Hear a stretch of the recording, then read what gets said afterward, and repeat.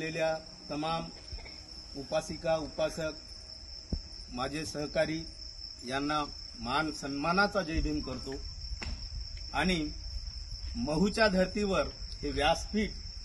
मला बोलण्यासाठी प्रदान केलं असे आमचे आदरणीय महेंद्र अण्णा पिंपळे, राजजी पिंपळे, काका काकू या सर्व पिंपळे परिवाराला मी नतमस्तक होऊन त्यांच्या कार्याला सुद्धा मी मानाचा जय भीम करतो। हा विनामूल्य बुद्ध दर्शन सहल नसून हा एक सोहळा जो यांनी आपल्याला दाखवला, गौतम बुद्धाचं जे जीवन कसं होतं आणि त्यावर जे नवीन इतिहासकारांनी काय त्यांचा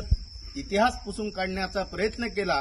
प्रत्येक ठिकाणी आमच्या ताईंनी आम्हाला मार्गदर्शन केलेलं आहे आणि हा खरा इतिहास आम्हाला, हा संपूर्ण इतिहास खरा काय आहे आणि खोटं काय आहे हे आम्हाला पिंपळे परिवारांनी दाखवलं। त्याबद्दल मी त्यांचा ऋणी आहे व असाच हा बुद्ध दर्शन सोहळा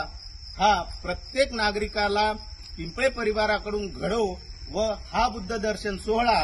हा चिराई हो असं मी बुद्धचरणी प्रार्थना करतो। जय भीम।